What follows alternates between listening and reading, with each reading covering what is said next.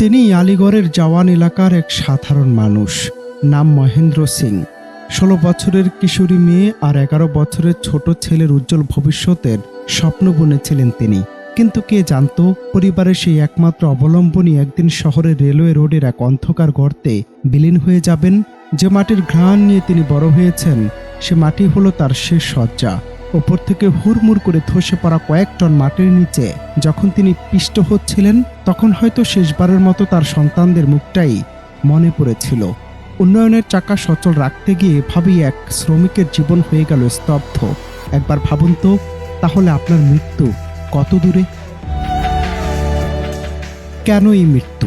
এটি কি কেবলই একটি দুর্ঘটনা, নাকি পরিকল্পিত অবহেলা? আইন বলছে ৫ ফুটের বেশি গভীর গর্তে কাজ করতে হলে সাইড সাপোর্ট বা শোরিং থাকা বাধ্যতামূলক। কিন্তু মহেন্দ্রকে নামানো হয়েছিল ১৪ ফুট গভীর গর্তে। তার মাথায় ছিল না কোনো হেলমেট, শরীরে ছিল না কোনো সুরক্ষা বেল্ট। মাটির অবস্থা নড়বড়ে জেনেও তাকে নিচে নামতে বাধ্য করার অভিযোগ উঠেছে জুনিয়র ইঞ্জিনিয়ারের বিরুদ্ধে। ঠিকাদারের পকেট ভারী করতে গিয়ে কি এভাবে গরিব শ্রমিকের জীবন বাজি রাখা হবে? আধুনিক সুয়ারেজ পাইপ বসানোর কর্মযজ্ঞের শেষে কিনা একটি জীবন্ত সমাধি রচিত হলো। আজ মহেন্দ্র নেই, আছে শুধু এক দিশেহারা পরিবারের আর্তনাদ।